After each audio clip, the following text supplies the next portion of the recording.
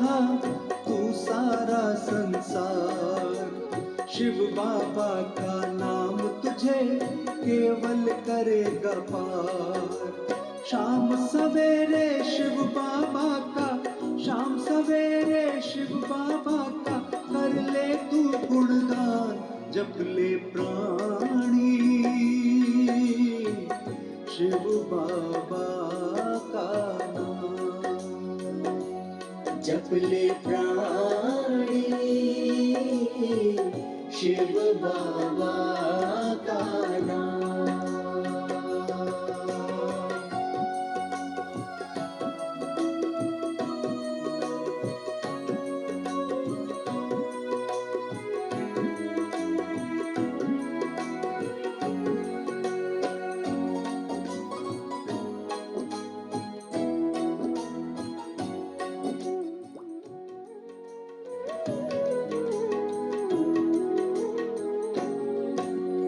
अपने मन अंतर में तू इनका नाम बसा ले। शिव बाबा के चरणों में बैठ के ध्यान लगा ले। अपने मन अंतर में तू इनका नाम बसा ले। शिव बाबा के चरणों में बैठ के ध्यान लगा ले। शिव बाबा के सुमिरन से ही, शिव बाबा के सुमिरन से ही मिलते हैं भगवान। जप ले प्राणी शिव बाबा का नाम। जप ले प्राणी शिव बाबा का नाम। ओम शांति, ओम शांति, ओम शांति। आज बाबा कह रहे मीठे बच्चे, तुम कल्याणकारी बाप के बच्चों का कर्तव्य है सभी का कल्याण करना। हम सब कल्याणकारी युग में चल रहे हैं, कल्याणकारी बाप की संतान बने हैं, तो हम बच्चों का भी कर्तव्य कल्याणकारी ही होना चाहिए। सबका जिसमें कल्याण हो वही कर्तव्य करना है। सबको बाप की याद दिलाना, यही मेन कल्याण करना है। सबको बाबा आए हुए हैं उनसे मिलवाना, ज्ञान देना। बाबा कहता है यही सबसे बड़ा कर्तव्य है, तुम्हारा कल्याण करने की भावना होनी चाहिए। प्रश्न है, बाबा महारथी किन बच्चों को कहते हैं, उनकी निशानी क्या होगी? कितने तरह के बच्चे होंगे? जो दिखाते हैं कि घोड़ सवार होते हैं, हाथी सवार होते हैं, महारथी होते हैं। तो घोड़ सवार कौन बनेगा? पैदल भी होते हैं। आप पैदल भी होते हैं। आज पैदल का भी चर्चा किया है बाबा। तो बताइए कि घुड़सवार कौन बनेंगे? घुड़सवार कौन बनेंगे? स्पीकर हाँ, घुड़सवार कौन बनेंगे? जो मन रूपी घोड़े को काबू में करेंगे। मन रूपी घोड़े को काबू में करेंगे चाहे कोई भी परिस्थिति आ जाए, लेकिन हमें मन से गलत संकल्प, व्यर्थ संकल्प नहीं चलाना होगा। तब कहेंगे कि ये घुड़सवारी है। हाथी सवारी कौन करेगा? हाथी सवारी कौन करेगा? जो देह की कर्मेंद्रियों को अपने कंट्रोल में चलाएगा, वो हो गया हाथी सवारी। अब महारथी कौन बनेगा? जो पूरे रथ को, हाँ, जो पूरे रथ को कंट्रोल करेगा, मन बुद्धि सहित सारी कर्मेंद्रियों को कंट्रोल करेगा। तो आज बाबा महारथी किन बच्चों को कहते हैं उसकी निशानी बताने जा रहा, पूछ रहा है। उत्तर है, जो बच्चे अच्छी रीति पढ़ते हैं, पढ़ाते हैं, जिन पर सदा बृहस्पति की दशा है। सदा बृहस्पति की दशा मतलब सदा बेहद के बाप का याद अपने अंदर धारण करके चल रहे हैं, उनकी श्रीमत को धारण करके चल रहे हैं, उसी पे बृहस्पति की दशा बैठेगी, सब पर नहीं। इसलिए बाबा कह रहा है, जो अच्छी रीति पढ़ते और पढ़ाते हैं, जिन पर सदा बृहस्पति की दशा है, जो परिस्थितियों को नहीं बेहद के बाप को देखते हैं, उस पर बेहद की बृहस्पति की दशा होती है। जो अपनी और सभी की उन्नति का ख्याल करते हैं। अब जो गलत कर रहा है उसकी भी उन्नति का ख्याल, बाबा उस बच्चे का भी सब कुछ अच्छा हो, मेरा तो अच्छा हो क्योंकि मैं आपकी याद में हूँ, मेरे द्वारा गलत काम नहीं हो रहा। लेकिन क्या होता है कि जब सामने वाला गलत करता है ना, तो उसको सोच सोच कर हम भी भारी हो गए, वो तो किया ही और हम भी गलत कर लेते हैं। तो बाबा कहता है कि अपनी और सभी की उन्नति का उनको ख्याल रहता है, जो यज्ञ सेवा में हड्डियां तक दे देते हैं, जो होगा मान शान सब कुछ दे देते हैं, इस हड्डी स्वाहा बहुत ज़्यादा सेवा करते हैं, अपना जीवन समर्पण करते हैं, जो बाबा के कार्य में मददगार रहते हैं, वही महारथी हैं। तो महारथी का मतलब क्या हुआ कि जो अपने मन बुद्धि सहित संस्कार सहित सारी देह की कर्मेंद्रियों को भी कंट्रोल करके इस यज्ञ की सेवा दिलो जान से कर लेता है, हड्डी हड्डी तक स्वाहा कर लेता है, वैसे बच्चे ही महारथी बनेंगे। तो छटाई तो होगा ना, छटाई तो होगा ना, बहुत ऐसे बच्चे जो छटेंगे। तो बाबा कहते ये मेरे सपूत बच्चे। कौन से बच्चे सपूत होंगे? सारे सपूत होंगे? घोड़सवार भी सपूत नहीं है, पैदल भी सपूत नहीं है, और हाथी सवारी भी सपूत नहीं है। सपूत वो बच्चे जो महारथी हैं। ओम शांति। आजकल बच्चे शिव जयंती के लिए तैयारियां कर रहे हैं, कार्ड आदि भी छपाते हैं। बाप ने समझाया तो बहुत बारी है कि कैसे शिवरात्रि मनाना है। सारी मुख्य बात गीता पर है।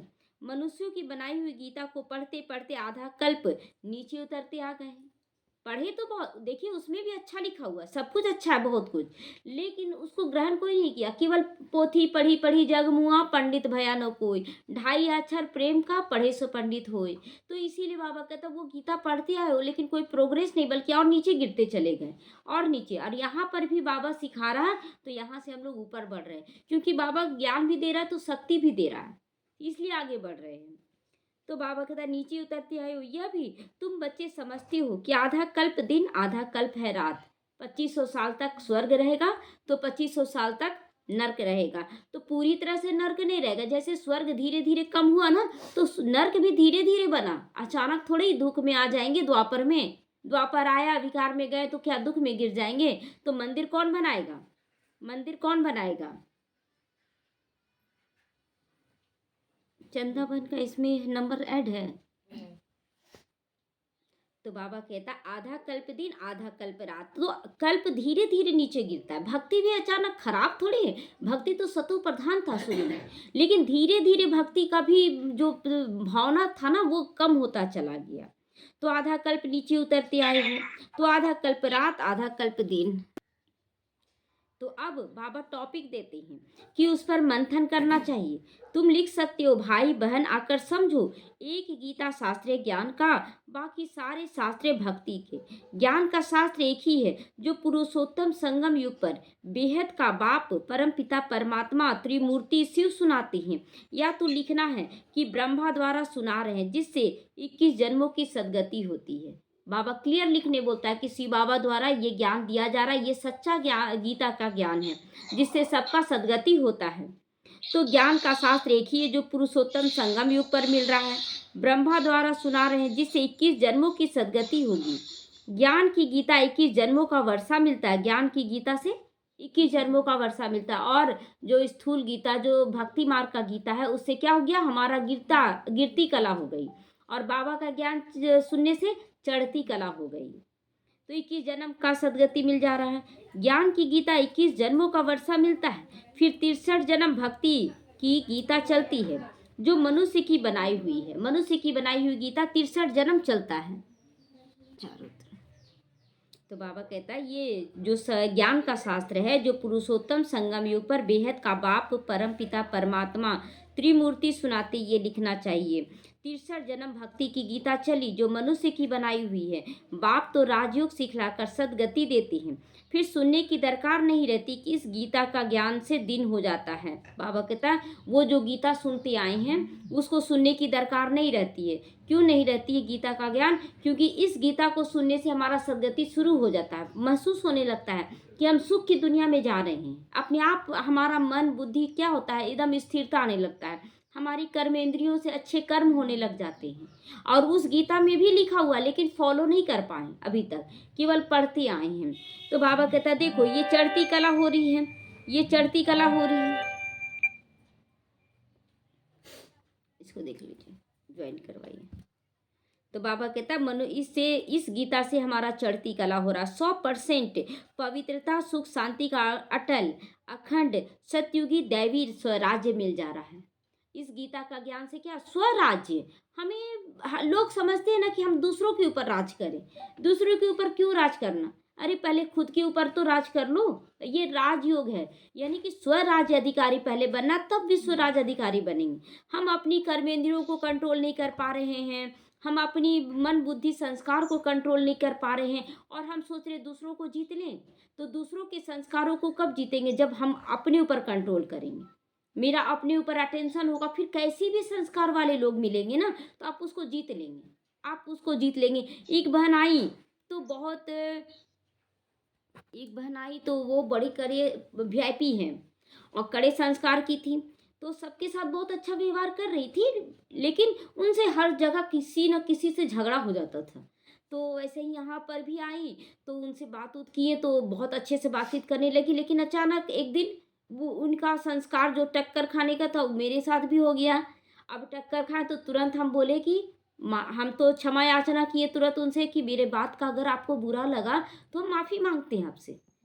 तो वो भी तुरंत रिटर्न में बोली, अगर मेरी बात का भी आपको बुरा लगा तो हम माफ़ी मांगते हैं। उसके बाद उस बात को भूल गए, क्योंकि वो संस्कार उनका था, मेरा नहीं था। वो संस्कार उनका था, उस बात को एकदम क्लियर ख़त्म कर दिए। उसके बाद फिर से अच्छे से बातचीत करने लगे। वो बात ख़त्म, बात गया रात गया ख़त्म। अभी देखिए वही बहन कितना अच्छा से बातचीत कर रही हैं, हर तरह से झुक गई हैं। तो ये चीज़ जब देखी, दूसरी आत्माएं जो लड़ाई की थी उनके साथ, वो देखी तो वो भी भूल गई जो पहले हुआ था उनके साथ लड़ाई, तो वो भी क्षमा याचना की और उनके साथ भी उनका व्यवहार अच्छा होने लगा। तो बाबा कहता है कि हम लोगों को अपने व्यवहार से सबका दिल जीतना है, क्योंकि लोग तो आएंगे कलयुगी ना, थोड़ी आपको सतयुगी आत्मा यहाँ मिल जाएगी। यहाँ पर कलयुगी और घड़ी घड़ी अति की ओर जा रहा, तो संस्कारों का टक्कर तो होगा ना। हम अपने आप को बचा कर चलें। चल रहे रास्ते में तो गंदगी आ रहा, तो हम उसके ऊपर पैर नहीं रख देंगे, हम थोड़ा साइड होकर चल जाएंगे। ये कौन गंदा किया रास्ता में पूरा बोलते जाएंगे क्या? इतना अच्छा रोड बना दिया है, फिर भी गंदा करने से लोग बाज नहीं आते हैं, ऐसा बोलेंगे क्या? अरे है तो है, बाबा को सुभावना, बाबा ये रास्ता देवी देवता चल रहे हैं, बाबा ये रास्ता बहुत सुंदर हो जाए, तो ऐसा सुभावना दे के आगे बढ़ गए। तो बाबा कहता मनुष्यों की बनाई हुई गीता से देखो उतरती कला हो गई, और बाबा की गीता से हमारी चढ़ती कला हो गई। तो गीता पर अच्छी तरह से विचार सागर मंथन करना है, ये मूल बात है जो मनुष्य नहीं जानते। तुम लिखते हो त्रिमूर्ति शिव जयंती, सो श्रीमद् भागवत गीता जयंती, सो सभी की सदगति भवंती। बाबा कितना सुंदर सारा चीज बताया कि भगवान जब गीता का ज्ञान सुनाते हैं तो हमारी सदगति करते हैं, विश्व की आत्माओं का सदगति करते हैं, और सभी सदगति हो, सबका सदगति होता है। तो यह भी सुना सकते हो कि शिव जयंती सो विश्व में शांति भवंती। बाबा का गीता ज्ञान से शांति हो रहा है कि नहीं? देखिए लोग है ना बैठ जाते हैं योग में, और मैं आत्मा हूँ, मैं परम पवित्र आत्मा हूँ, मैं मास्टर सर्वशक्तिमान आत्मा हूँ, मैं मुझसे प्रकृति को सकाश जा रहा है, ये कर रहे हैं, ठीक है। अब कितना देर आप करेंगे ये? 1 घंटा, चलो 1 घंटा। उसके बाद दिन भर आप क्या कर रहे हैं? ये ऐसे किया, वो ऐसे किया, आप प्रकृति को गलत वाइब्रेशन दे रहे। 24 घंटे में मात्र 1 घंटा आप योग किए, और 23 घंटा क्या किए? अगर आप मन से डिस्टर्ब हैं तो ये प्रकृति आपका, सबसे पहले आपका शरीर ग्रहण कर रही है आपकी नेगेटिव ऊर्जा को। तो इसीलिए बाबा कहता है कि पहले अपने मन बुद्धि को ठीक करो, तुम्हारे शांति का वाइब्रेशन अपने आप सबको जाएगा। तो यह मूल बात है। बाबा कहता है कि ये सब जगह शांति करने के लिए पहले अपनी मन बुद्धि को शांत करो। तो मुख्य अक्षर बहुत जरूरी है, जिस पर ही सारा मदार है। तुम सबको बतला सकते हो कि मनुष्य की सदगति कभी नहीं कर सकता है, भगवान सदगति करने आते हैं। पुरुषोत्तम संगम युग पर जो अब हो रहा है शांति। तो यह 2-3 पॉइंट्स मुख्य है। शिव और कृष्ण की गीता का कॉन्ट्रास्ट तो है ही, अंतर तो है ही। त्रिमूर्ति शिव भगवान से संगम पर गीता सुनने से सदगति होती है। ऐसी पॉइंट्स जब कोई विचार सागर मंथन करे तो औरों पर भी असर पड़ता है। हम लोग जब अपने अंदर मंथन करें कि मुझे कैसे आगे बढ़ना है, तो देखिए बाबा कहता है ना, अंतिम दिन तक भी मक्खन निकलता रहेगा, अंतिम दिन तक भी मक्खन निकलता रहेगा। आप विचार सागर मंथन करें, मक्खन निकलता जाएगा, और विश्व की सेवा के आप निमित्त बनते रहेंगे। तो अपने अंदर मंथन करना है। तो बाबा कहता असर पड़ेगा सभी आत्माओं पर। मनुष्य मनुष्य की सदगति नहीं करता। सिर्फ एक ही त्रिमूर्ति परमपिता परमात्मा जो सबका टीचर है, सदगुरु है, वही इस पुरुषोत्तम संगम युग पर सभी की सदगति कर रहे हैं। कार्ड में थोड़ा लिखते ही हो, ऊपर में लिख देना चाहिए, कलयुगी कौड़ी जैसे पतित मनुष्यों से सतयुगी हीरे जैसा पावन देवी देवता बनने का ये ईश्वरीय निमंत्रण है। लिखने का तरीका बाबा बता रहा है कि कार्ड में ऐसे ऐसे छपाओ। ऐसे लिखने से मनुष्य खुशी में आएंगे समझने के लिए कि आखिर है क्या। सदगति दाता बाप की ही शिव जयंती मनाई जाती है। एकदम क्लियर अक्षर हो। मनुष्य तो भक्ति मार्ग में कितने ढेर शास्त्र पढ़ते आए हैं, माथा मारते आए हैं। यहाँ एक सेकंड में बेहद का बाप से मुक्ति जीवन मुक्ति मिलता है। बेहद का मुक्ति और जीवन मुक्ति, जीवन मुक्ति और मुक्ति। बहुत बच्चे क्या समझते हैं कि मर जाना मुक्ति हो गया और बैकुंठ में आना जीवन मुक्ति हो गया। इतना आसान है, इतना आसान है मुक्ति जीवन मुक्ति। पहले तो आपको यहाँ पर अपने अंदर आपका जो हिसाब किताब उससे मुक्ति चाहिए, पहला। दूसरा क्या, आपके अंदर जो कमी कमजोरी है उससे मुक्ति चाहिए, तब जाके आप वो मुक्ति को पाएंगे। उसके बाद जब आप यहाँ सुख में रहने लगेंगे, दूसरों को सुख देने लगेंगे, तब जाके जीवन मुक्ति में आएंगे यहाँ पर कि बहुत सुखी हो जाएंगे। उसके बाद फिर बैकुंठ में जाएंगे। इतना आसान नहीं है कि आप यहाँ से मरेंगे और जीवन मुक्ति में चले जाएंगे, शरीर छोड़ेंगे। यहाँ आपको अनुभव, बाबा कहता जीवन मुक्ति का अनुभव बच्चे तुमको यहीं पहले करना होगा। मुक्ति का अनुभव यहीं करना होगा। मुक्त हैं, जीवन में सब कुछ चल रहा है कलयुगी दुनिया में, लेकिन उनके प्रभाव से हम मुक्त हैं। तो ब्राह्मण आत्माएं भी तो कभी कभी चली जाती है ना कलयुगी संस्कारों में। हम लोगों को मुक्त होकर रहना है। तो बाबा कहता ऐसे जीवन मुक्ति में तो आएंगे जरूर। जीवन मुक्ति मिलती जरूर है, शुरू में आए व पिछाड़ी में आए, लेकिन मिलेगा जरूर जीवन मुक्ति। यहाँ सुख जरूर मिलेगा। बच्चे यहाँ ज्ञान में आए तो उनको मुक्ति का भी अनुभव होगा, जीवन मुक्ति का भी अनुभव होगा जरूर, तभी बाबा उसको ले जाएगा। और यहाँ तड़पते रहेंगे तो वो तो तड़पने का संस्कार है ना, वो फिर कैसे लेकर जाएंगे। तो इसीलिए बाबा कहता है कि बच्चे जरूर जीवन मुक्ति में यहाँ आते हैं, फिर जीवन बंध में आते हैं, फिर सतयुग से लेकर त्रेता युग के बाद फिर जीवन बंध में आते हैं। ऐसी ऐसी मुख्य पॉइंट अगर धारण करें तो बहुत सेवा कर सकते हो। अगर बाप को जानते हो तो दूसरों को भी सही परिचय दो। मंथन करो कि कैसे हम लोगों को परिचय देना है बाबा को, कुछ नए ढंग का। देखिए नया वैरायटी खाने का इच्छा सबको होता है, खाना नया खाना। अब एक ही खाना खा खा के लोग बोर हो जाते हैं। तो मंथन करें, वैरायटी खाना निकालें कि कैसे समझाना है सबको। अगर बाप को जानते हो तो दूसरों को परिचय दो। किसका परिचय नहीं देते किसी को तो गोया आपके अंदर ज्ञान नहीं है। समझानी तो दी जाती है परंतु तकदीर में नहीं है। कल्याणकारी बाप के बच्चे तो कल्याणकारी ही होने चाहिए ना, नहीं तो बाप समझेंगे ये कहने मात्र कहते हैं। माता पिता जब अपने छोटे बच्चे को खाना खिलाते हैं ना, और बच्चा अगर खाना ना खाए तो बहुत तरह का कौवा आ रहा, बिल्ली आ रहा, बंदर आ रहा, ऐसा खाना वैसा खाना, इसके नाम पर खाओ, उसके कितना तरह का युक्ति रचते हैं। तो हमें भी बाबा माता पिता के रूप में निमित्त बना रहा है। निमित्त को भी माता पिता का रूप दिया जाता है। तो हमें समझना चाहिए कि दुनिया वालों को समझाने के लिए कौन सी युक्ति रचे, कैसे उनको समझाएं।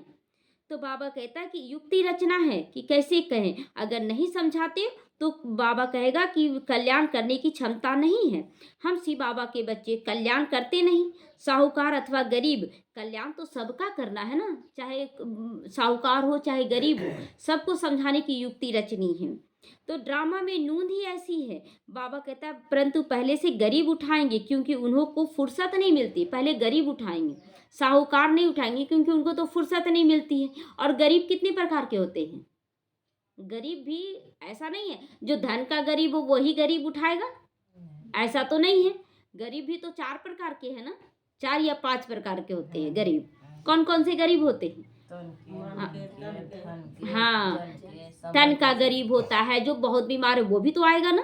पैसा बहुत है लेकिन तन से बीमार है, तो तन का गरीब, मन का गरीब, धन का गरीब, परिवारों का गरीब और जन का गरीब। जन का गरीब माना वैश्याएं जो जिनका दुनिया में इज्जत नहीं है, वो भी तो चाह रही है ना। तो बाबा कहता है कि गरीब उठाएंगे, बाकी को तो फुर्सत ही नहीं मिलेगा। ड्रामा में नूंद ही ऐसी है। एक साहूकार अगर आ जाए तो उसके पिछाड़ी फिर ढेर आत्माएं अपने आप आ, ये भी जा रहा है ज्ञान सुने, आखिर है क्या ये ज्ञान। लोग सुनकर ताज्जुब खाएंगे। अगर महिमा निकले तो ढेर के ढेर आ जाएंगे। तुम्हारा है ईश्वरीय मर्तबा, तुम अपना भी औरों का भी कल्याण करते रहो। जो अपना ही कल्याण नहीं करते वो औरों का क्या करेंगे। बाप तो है ही कल्याणकारी, सभी का सद्गति दाता, तुम ही मददगार बनते हो। तुम जानते हो वह है भक्ति मार्ग की दशा। सद्गति मार्ग की दशा तो एक ही है, जो अच्छी रीति पढ़ते और पढ़ाते हैं उन पर बृहस्पति की दशा बैठी रहती है। जो पढ़ते और पढ़ाते यानी कि बाप को याद करते हैं, पढ़ने समय भी बाप की याद में बैठना है कि मैं आत्मा हूँ, और पढ़ाने समय भी जिसको पढ़ा रहे उस समय भी सोचना है कि बाबा आप पढ़ा रहे हैं, आप ज्ञान दे रहे हैं। तो इस तरह से दोनों में ही क्या हो गया, बाप का याद समा गया, तो बृहस्पति की दशा बैठ गई। तो उनको महारथी कहेंगे। अपने दिल से पूछो हम महारथी कहाँ तक बने हैं। महारथी बनने में तो पेपर हर तरह का आएगा ना, लौकिक से पार कर गए, अलौकिक बच्चों से पारलौकिक बच्चों से भी पार कर गए। अब तीसरा पेपर किससे आ रहा, अलौकिक बच्चों से तो आएगा ना। लौकिक परिवार वाले, पारलौकिक जो बाहर की भक्ति मार्ग की आत्माएं हैं, और अलौकिक जो ब्रह्मा बाप की संतान बनी है। तो तीनों से तो पेपर आएगा ना। तो पहले लौकिक से आया, फिर पारलौकिक आत्माओं से आया, अब अलौकिक आत्माओं से आ रहा। क्या आश्चर्य खाना इसमें। तो बाबा कहता प्यादे कभी किसी को ज्ञान नहीं दे सकते, फलाने फलाने मिसल सर्विस करनी है। प्यादे कभी किसी को ज्ञान सुना ना सके, अगर किसका कल्याण नहीं करते अपने को कल्याणकारी बाप का बच्चा क्यों कहलाना चाहिए। प्यादा पहले सोचते थे कि जो दौड़ते हैं राजा के पिछाड़ी में, तो बहुत तरस आता था कि बाबा इन लोगों को ऐसा क्यों, आप तो उसको रथ दे दिए, उसको घोड़ा दे दिए, उसको हाथी दे दिए, अब बेचारा कितना दौड़ रहा है, थकता नहीं है। तो यहाँ भी बहुत बच्चे हैं कि नहीं दौड़ने वाले, क्यों, बस ज्ञान सुन रहे हैं बस, और कोई परिवर्तन ही नहीं, और करने की इच्छा भी नहीं है परिवर्तन। तो वो प्यादा ही तो बनेगा ना, बस ज्ञान सुन रहा वहाँ दौड़ते रहेंगे। तो अब क्या होता है कि सब पर हम दिल बन रहे हैं, क्योंकि राजयोगी मतलब राज को हम लोग जान रहे हैं। तो राज जानने के बाद किसी से नाराज होंगे क्या, किसी से नाराज नहीं होंगे। तो बाबा कहता किसी का कल्याण नहीं करते तो आप कल्याणकारी बाप के बच्चे कैसे कहला सकते हो। बाप तो पुरुषार्थ कराएगा ना। यह इस यज्ञ में सेवा में हड्डियां भी दे देनी चाहिए। तो बाबा कहता ढेर के ढेर आएंगे, तुम्हारा ईश्वरीय मर्तबा, तुम औरों का भी कल्याण करो। तो बाबा कहता समझो कि हम कैसे हैं, रथ सवार है, घोड़ सवार है या महारथी हैं। अपने दिल से पूछो हम महारथी हैं, फलाने फलाने मिसल सर्विस करते हैं, पैदल वाले तो नहीं बन रहे हैं। तो इस यज्ञ में हड्डियां तक देनी पड़ेगी, बाकी सिर्फ खाना पीना सोना वो सेवा क्या करेंगी। ऐसे तो जाकर प्रजा के भी दास दासी बनेंगे। तो बाप कहते पुरुषार्थ करो, नर से नारायण बनो। सपूत बच्चों को देखकर बाप को भी खुशी होगी कि वाह मेरे बच्चे। लौकिक बाप भी देखते हैं ना कि ये अच्छा मर्तबा पाने वाला बच्चा है, तो देखकर खुश होते हैं। तो पारलौकिक बाप भी ऐसे ही कहते हैं। बेहद का बाप भी कहते हैं हम तुमको विश्व का मालिक बनाने आए हैं, अब तुम औरों को भी बनाओ। अब औरों को क्या करते हैं ना, जो हल्ला कर काट दिया। तो औरों को क्या करते हैं कि जैसे कि कोई संदेश देने, मेरा बहुत प्रजा बन रहा है, बहुत प्रजा बन रहा है। अरे प्रजा कैसी बन रही है कि जो आपका नाम तक ना ले, आपसे संतुष्ट नहीं रहेगी। तो प्रजा तो बन जाएगी बहुत, आप राजा, लेकिन आपका कोई कहना नहीं मानेगा द्वापर से। तो हमें प्रजा भी कैसी बनानी, जो वाह वाह करे कि नहीं ये बहुत अच्छे, भल हमसे नहीं हो रहा है लेकिन ये कार्य बहुत अच्छा कर रहे हैं। तो ये बोलना ही वो अच्छी प्रजा बननी है। तो प्रजा भी वैसा ऐसा जैसा तैसा नहीं बनाना है, सबको ऐसा ज्ञान सुनाना कि वाह वाह करे और वो खुद स्वीकार करे कि अभी हमको टाइम नहीं है, अभी हम ज्ञान नहीं सुन सकते हैं, लेकिन आपका ज्ञान बहुत अच्छा लगा। तो इस तरह से प्रजा बनानी है। तुमको विश्व का मालिक बना रहे हैं, बेहद का बाप कहते मैं तुम्हें विश्व का मालिक बनाता हूँ। तो अच्छा मर्तबा पाना चाहिए ना, बाकी सिर्फ पेट की पूजा करने से क्या फायदा, केवल खाते रहो सेवा कुछ नहीं। पेट मन अनाज खाया मन अनाज, और कोई सेवा हुआ कुछ नहीं किया, तो क्या फायदा वैसा जिंदगी का। तो बाकी सिर्फ पेट की पूजा नहीं करो, सबको सिर्फ यही बताओ किसी बाबा को याद करो। भोजन पर भी एक दो को बाप की याद दिलाओ, तब कहेंगे इनकी शिव बाबा से प्रीत है। अब देखिए जगदीश भाई का सुनते हैं कि जब वो खाना खाते थे तो दीवार की तरफ मुख कर लेते थे ताकि बात ना करें, और दूसरा कि किसी को आते जाते देखते हुए ना मेरा मन बुद्धि ना भागे कि वो आ रहा ये आ रहा ये जा रहा, नहीं, एकदम केवल शिव बाबा की याद। और अभी बहुत बच्चे क्या करते, खाना खा रहे हैं, सबसे बातचीत कर रहे हैं। तो आज बाबा क्लियर कर रहा है, तुम्हें खाने पर भी बाबा को याद दिलाना। अगर कोई बातचीत कर रहा है तो इशारे से उसको वो याद दिलाना शिव बाबा का, कि शिव बाबा की याद में भोजन करो। तो एक दो को याद भी दिलाओ तो लोग क्या कहेंगे, इनका शिव बाबा से बहुत प्यार है। यह तो सहज है ना, इसमें नुकसान तो नहीं होगा। याद दिलाना, याद करना, आदत पड़ जाएगी ना तो खाते रहेंगे और बाबा की याद अपने आप आती रहेगी। दैवी गुण भी जरूर आएंगे और जितना बाबा को याद करेंगे आपके अंदर दैवी गुण भी आता चला जाएगा। तो बाबा कहता है धारण करने हैं। अभी सभी लोग पुकारते हैं कि पतित पावन आओ, तो जरूर पतित हो गए ना हम। शंकराचार्य भी शिव बाबा को याद करते हैं क्योंकि वही पतित पावन है शिव बाबा। आधा कल्प भक्ति करते आए हो, भगवान फिर आते हैं। कोई का हिसाब थोड़ी पता है कि बाबा कब आए एक्यूरेट। बाप समझाते हैं यज्ञ तप दान पुण्य से मैं नहीं मिलता हूँ। और ये बात तो गीता में भी लिखा हुआ है, लेकिन उसमें तो कोई माना ही नहीं। यज्ञ तप जप तप पूजा पाठ से मैं नहीं मिलता हूँ, क्लियर उसमें लिखा हुआ है। और यहाँ भी बाबा, तो यहाँ तो लोग विरोध करते हैं, यहाँ तो पूजा पाठ छोड़ा दिया जाता है, जबकि उनसे ज़्यादा हम लोग करते हैं। तो हम लोगों को समझाना चाहिए कि आप लोग क्या करते हैं और हम लोग क्या करते हैं। ये पूरी तरह से जब वो समझेंगे तो खुद ही मानेंगे कि नहीं सही बात बोला जा रहा है, लेकिन इस ज्ञान के अनुसार हम नहीं चल सकते, इसलिए हम भक्ति कर रहे हैं। वो खुद स्वीकार करते हैं।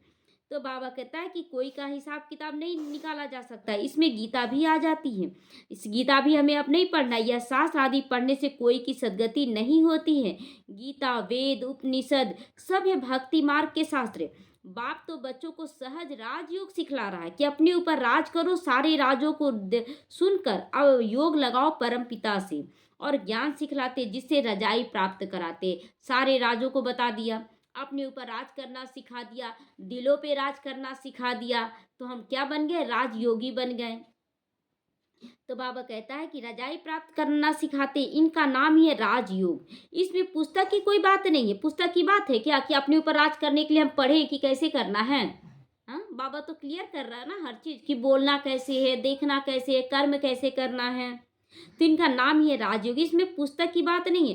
टीचर स्टडी कराते पद प्राप्त कराने के लिए, तो फॉलो करना चाहिए। सबको बोलो शिव बाबा को याद करो। हम सब आत्माओं का बाप है ना, तो शिव बाबा को याद करने से विक्रम विनाश होंगे। एक दो को सावधान करके उनको भी उन्नति कराओ, खुद भी उन्नति को पाओ और सामने वाले को भी उन्नति को पाना है। जितना याद करेंगे उतना अपना ही कल्याण करेंगे। याद की यात्रा से सारे विश्व को पवित्र बनाएंगे। तो बाबा कहता है याद में रहकर भोजन बनाओ, उसमें ताकत और आ जाएगी। इसीलिए तुम्हारे ब्रह्मा भोजन की बहुत महिमा है। ब्रह्मा भोजन से भी देखते हैं कितने लोगों का मन बुद्धि बदल गया, कितने लोग शुद्ध पवित्र होते जा रहे हैं। तो बाबा कहता है ब्रह्मा भोजन याद में रहकर साइलेंस में रहकर बनाना है और मन बुद्धि को एकदम स्वच्छ करके बनाना है, तो उसमें ताकत आ जाएगी। इसीलिए तुम्हारे ब्रह्मा भोजन की बहुत महिमा होती है। वह भक्त लोग भोग लगाते हैं तो भी राम राम कहते रहते, राम नाम का दान देते हैं ना। तुमको तो बुद्धि में घड़ी घड़ी बाप की याद रहनी चाहिए। बुद्धि में सारा दिन ज्ञान रहना चाहिए कि बाप के पास सारी रचना का ज्ञान, आदि मध्य अंत का ज्ञान भरा हुआ। आदि माना सत्युग त्रेता द्वापर कलयुग मध्य, और अंत हो गया संगम युग। तो तीनों का आदि मध्य अंत का ज्ञान है। तो ऊंची से ऊंचा भगवान है, तुम उनको याद करोगे तो ऊंचा पद प्राप्त करोगे। फिर दूसरे किसी को याद ही क्या करे, क्यों करे, क्यों करे किसी और को याद। कोई बुरा करता है वो भी आकर्षण में आ जाते हैं, क्यों बुरा किया, आकर्षण ही है ना। कोई अच्छा किया, कितना अच्छा करा, ये भी आकर्षण है ना। बुरा ना अच्छा, बुरा को साइड कर देना है और अच्छे को अपने अंदर धारण करना है। और बुराई से भी सीख मिलता है, बुराई से भी बहुत ज़्यादा सीख मिलता है। क्योंकि अगर बुरा नहीं लगेगा तो हम अच्छाई धारण कैसे करेंगे। बुरा नहीं लगेगा तो हम उसके अनुसार वो अवगुण को त्याग कैसे करेंगे कि उस अवगुण से मुझे अच्छा नहीं लगा, अब ये अवगुण मेरे अंदर नहीं आना चाहिए। तो ये भी तो टीचर का पढ़ाई है। तो बाबा कहता ऊंचे से ऊंचा भगवान है, तो तुमको उनको याद करना है, दूसरों को भी याद दिलाना। बाप कहते सिर्फ मुझे याद करो, तो सब छोड़ने पड़ते हैं। यह अव्यभिचारी याद, कितनों को याद करते थे, लेकिन अब एक को याद करना, यही अव्यभिचारी याद होती है। अगर याद नहीं पड़ता है तो गांठ बांध लो, अपनी उन्नति के लिए ऊंचा पद पाने के लिए पुरुषार्थ तो जरूर करना है। जैसे हम माताओं को देखते थे पहले की माताओं को कि गांठ बांध लेती थी, और गांठ को जब पकड़ती थी तो याद आता था कि याद आता था कि हम किस बात के लिए गांठ बांधे हैं। तो बाबा कहता तुम भी गांठ बांध लो कि बाबा को याद करना है। तो अपनी उन्नति के लिए ऊंचा पुरुषार्थ करना। हमको टीचर बनाने वाला सी बाबा हमारा टीचर है, हमको भी टीचर बनाने वाला सी बाबा टीचर है। तुम सब पंडे हो, पंडे का काम क्या होता है? रास्ता बताना। तो इतना सारा ज्ञान पहले थोड़े ही तुम्हारे अंदर था क्या? कुछ भी नहीं था, कुछ भी नहीं था, नाम मात्र भी नहीं। मुरली पढ़ते थे, सुनते थे, एक दो पॉइंट अच्छा लगा, चलो उसी को धारण कर लो। करते करते करते आज ज्ञान का आ रहा है। तो तुम सब पंडे बनो, तुम्हारा काम है रास्ता बताना। इतना सारा ज्ञान तुम्हारे अंदर भी नहीं था। सब कहते पहले तो जैसे पाई पैसे की पढ़ाई थी सो तो जरूर होगा। ड्रामा अनुसार कल्प पहले मिसर पढ़ते रहते हैं, फिर कल्प के बाद भी ऐसे ही पढ़ेंगे। पिछाड़ी में तुमको सब साक्षात्कार होगा। साक्षात्कार होने में देरी नहीं लगेगा कि हम कौन सा पद, अब तो महसूस होता है ना कि हम कौन सा पद पाने लायक बन रहे हैं। तो इसलिए बाबा कहता है जैसे जैसे आप पढ़ाई में आगे बढ़ोगे आपको खुद ही महसूस होगा कि हम कौन सा पद पा रहे हैं। फलाना फलाना राजा बनेंगे, यह ड्रेस होगी। शुरू में बच्चों को बहुत साक्षात्कार होते थे, फिर अंत में भी होंगे, अंत में भी हो रहा है। फिर याद करोगे और अच्छी तरह से। अच्छा, मीठे मीठे सीखी लदे बच्चों प्रति माता पिता बाप दादा का याद प्यार और गुड मॉर्निंग। रूहानी बाप की रूहानी बच्चों को नमस्ते। हम रूहानी बच्चों की रूहानी माता पिता बाप दादा को याद प्यार, गुड मॉर्निंग और नमस्ते नमस्ते। शुक्रिया बाबा, शुक्रिया। आज सभी गोप गोपियों के प्रति मातेश्वरी जी के हस्तों से लिखा हुआ याद पत्र है। सभी गोप गोपियों के प्रति अति याद प्यार। बाद समाचार कि आप सब गृहस्थ व्यवहार में रहते कमल फूल के समान अपने जीवन में सफलता को पाते रहते हो ना। पा रहे हैं ना, घर गृहस्थ में रहकर भी कितना ऊंचा पद पा रहे हैं। नंबर 1 की श्रेणी में हम लोग हैं, लाइन में लगे हुए, ब्रह्मा बाप के लाइन में। नशा चढ़ता है ना कि हम सब गृहस्थी है। सभी का अपना अपना जगह में वैल्यू है कि पवित्रता जो अपना रही है, जो कुमारियां, उनका भी अपना स्थान है कि संपूर्ण पवित्र इस जीवन में भी बन रही है। पहले नाम राधे का आया, तब कृष्ण का। तो दोनों का अपना अपना वैल्यू है। ये नहीं कि उनका कम हो गया तो हमारा ज़्यादा हो गया, नहीं, अपनी अपनी जगह में सबका वैल्यू है। तो बाबा कहता है घर गृहस्थ में रहते, मम्मा कहती है कमल फूल के समान अपने जीवन को बनाओ और सफलता पाते रहो। लाडले गोप तो अब सेवा को अच्छी रीति उठाने के लिए पुरुषार्थ में लग गए हैं। बहुत अच्छा है। आखिर भी अपने परम पूज्य बाप का परिचय सबको मिलना ही है ना। तो यह तो जानती हूँ कि इस ऊंची प्राप्ति को कोटों में कोई ही पा सकेंगे, परंतु ऐसे फूल जरूर निकलेंगे तो ना। अच्छा, तेज रफ्तार में सर्विस को बढ़ाते चलो। खजाना अविनाशी ज्ञान धन का बहुत अनोखा है, अखूट है, जो बाप द्वारा सभी बच्चों को मिलता ही रहता है। तो कोई इसे प्राप्त कर लेते हैं जन्म जन्मांतर के लिए तो माला माल बन जाए। यह चीज ही ऐसी है। कहो लाडले गोप गोपियों, ठीक बात है ना, कांटे तो मिलेंगे। अब देखिए, जब फूल रास्ते में बिछा हुआ है और जब आप चलते हैं तो फूलों का आनंद लेते हुए चलेंगे, बहुत अच्छा लग रहा है, बहुत सॉफ्ट सॉफ्ट लग रहा है, कितना अच्छा लग रहा है। लेकिन जब कांटा रहेगा तो दौड़ेंगे, जल्दी जल्दी कांटों का रास्ता पार करेंगे, है ना। तो हमें कांटों के रास्ते में चलने से बाबा दौड़ा रहा है कि बच्चे बहुत अलबेले बन जाते हो, विघन रूपी कांटा दौड़ा रहा है। तो अभी सभी गोप गोपियां अतीन्द्रिय सुख में जीवन के अनुभव से जीवन बिताते चलते हो चलो। बाबा कहता आनंद में जीवन बिताना है। बाबा तो फूल कांटों को भी फूल बना देगा हमारे लिए जब अच्छे से चलेंगे तो। देखो लाडले गोपियां, अब इस ब्राह्मण कुल की वृद्धि होने में सबका कल्याण है। फिर तो ब्राह्मण सो देवता अवश्य बन जाओगे। जैसे कई अपने गृहस्थ व्यवहार में रहते भी ब्राह्मण कुलवंशी बनकर चल रहे हैं, अर्थात गृहस्थ व्यवहार में रहते पवित्र रहते हैं। हम एक बाप के बच्चे हैं, ऐसी पवित्र धारणा में रहते हैं। बाकी सभी को उस परम पिता परमात्मा के डायरेक्शन पर चलना ही है। इसको ही श्रीमत पर चलना कहा जाता है। ऐसी धारणा में चलने वालों को ही ब्राह्मण कुलवंशी कहा जाता है। बाबा की श्रीमत का पालन करना है। आप बाहर से ब्रह्मचर्य को अपना लिए, आप किसी के रूप को देखकर आकर्षित हो रहे हैं, किसी के गुण को देखकर आकर्षित हो रहे हैं, ये भी काम विकार है ना। किसी बच्चे को थोड़ा सा प्यार कर लिए तो प्यार किसको किए? प्यार किसको किए? शरीर को किए, तो ये भी तो काम विकार है। तो बाबा कहता है एकदम डिटैच, मम्मा कहती है एकदम डिटैच, देखते हुए भी ना देखो। तो ये काम विकार को त्याग करना, काम विकार आधा अधूरा भी लोग त्याग कर रहे हैं। बोल रहे हम तो ब्रह्मचर्य का पालन करके हम बन गए ब्राह्मण। तो बाबा कहता है कि हम सब एक बाप के बच्चे, पवित्र धारणा में रहना है, बाकी सभी को परम पिता का डायरेक्शन पे चलना, इसी को श्रीमत कहा जाता है। ऐसे चलने वालों को ब्राह्मण वंशी कहा जाता है। जबकि अब वही बाप टीचर सदगुरु बना है तो धर्मराज भी है वो, तो क्यों ना उनकी गोद का बच्चा बनकर अपना पूर्ण पवित्रता का अधिकार ले लेना चाहिए। संपूर्ण पवित्रता को अधिकार लेना है, आधा अधूरा नहीं लेना है। तो जिससे ही भविष्य में सुख शांति का पूरा अधिकार प्रारब्ध के रूप में हो जाता है। कहो लाडले गोप गोपियां, ऐसे सहज राज को समझ गए हो ना। अब राज को समझ रहे ना कि काम विकार क्या है, संपूर्ण पवित्रता क्या है। जीते जी मरने अथवा मर जीवा बनने में डरते तो नहीं हो ना। क्या डरना, मर जीवा बनने में डर कैसा, कितना मजा आ रहा। पहले नहीं सोचते थे कितना मजा आता है इस ज्ञान में। मरने से डर लगता था ना कि शरीर भान को कैसे त्याग दे, मेरे परिवार वाले हैं उनको कैसे त्याग दे। अब त्याग में ही भाग्य छुप रहा है ना, सब कुछ अपने आप अच्छा हो रहा है। तो बाबा कहता है डरते हो, आज यह पत्र हर एक अपने अपने नाम से समझे और अपना पत्र समझकर पढ़ें और सुने, और माँ का प्यार भी हर एक अपने नाम से पाएं। हर एक गोप गोपी प्रति नाम सहित माँ का अत्यंत प्यार है। अच्छा, अपना सौभाग्य ऊंचे बनाने के पुरुषार्थ में तीव्र वेग से लग जाना चाहिए, कल्याणकारी बनना चाहिए। जबकि अभी पता चला है कि स्वयं परम पिता परमात्मा ऊंचा वर्षा देने आए हैं, तो लेकर ही रहना चाहिए ना। क्यों हम अलबेले बन जाएं, किसी के स्वभाव संस्कार में फंस जाते हैं तो हम अलबेले हो जाते हैं, क्या करें कैसे करें। अरे बाबा रास्ता दिखा रहा, हमें अच्छा बनना है। तो अच्छा, छुट्टी लेते हैं। ओम शांति। मम्मा फिर छुट्टी लेती हैं। वरदान है आज का, अविनाशी प्राप्ति के आधार पर सदा संपन्नता का अनुभव करने वाले प्रसन्न चित्त बनो।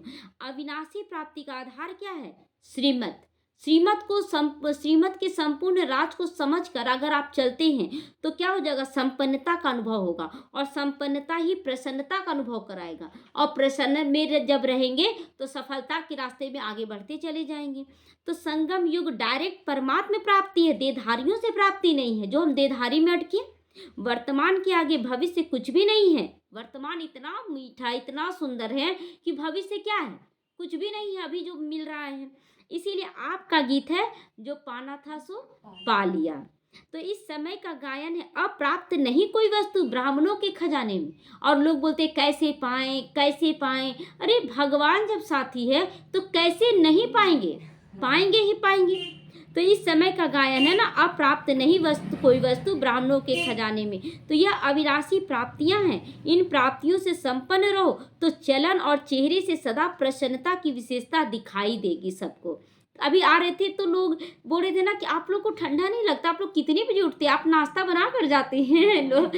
तो बोले कि क्यों, 3 बजे उठ जाते हैं, 2 बजे उठ जाते हैं, सारा काम भी होता है। बोले कि नहीं, हम लोगों का हाथ पैर ही नहीं चलता। बोले आप लोग अपने शक्ति से कर रहे हैं और हम लोग परमात्मा की शक्ति से कर रहे हैं। तो अनुभव है ना कितना प्यार है बाबा का हमसे।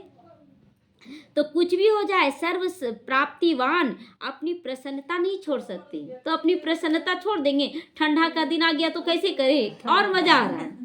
स्लोगन है, परमात्मा प्यार के अनुभवी बनो तो कोई भी रुकावट आपको रोक नहीं सकती। स्लोगन बहुत सुंदर है कि कोई भी रुकावट हमें नहीं रोक सकती अगर हमें परमात्मा से प्यार है।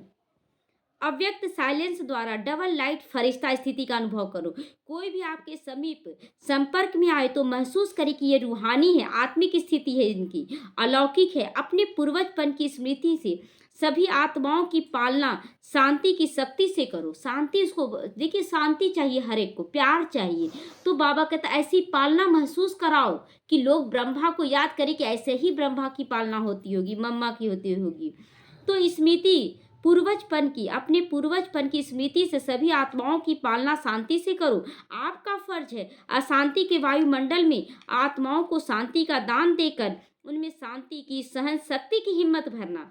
इसके लिए अपनी वृत्ति द्वारा, मनसा द्वारा विशेष सेवा करो। लाइट हाउस बनकर सभी को शांति का लाइट दो, सबको शांति का लाइट देना है। ओम शांति। सभी योग करेंगे अभी, सभी एकाग्र हो जाएंगे। चारों तरफ से बुद्धि योग हटा ले, सारे देहधारियों से बुद्धि योग हटा ले। मुझे भगवान मिला है। हर दिन बाबा मुझे प्रेम पत्र लिखता है, 4 पेज की मुरली मेरे लिए लिखता है, उमंग उत्साह भर देता है, शक्ति भर देता है, वरदान देता है। बाबा आप हमसे कितना प्यार करते हो। मुझे भी अपने प्यार का सबूत देना है। मुझे भी मर जीवा जन्म लेकर पुरानी सारी बातों को भूलकर नए जीवन की शुरुआत करनी है। मुझे अपने त्याग तपस्या से सेवा का प्रत्यक्ष सबूत देना है। स्वयं बाप दादा मुस्कुराते हुए मेरे सम्मुख हाजिर हो गए, अपना वरदानी हाथ मेरे सिर पे रख दिया। सदा सफलता मूर्त बनो और सभी को सफलता मूर्त बनाओ। विजय का तिलक दे रहे हैं। सदा विजयी भव, सदा विजयी भव। शुक्रिया मीठे बाबा, शुक्रिया। ओम शांति बाबा, ओम शांति, ओम शांति।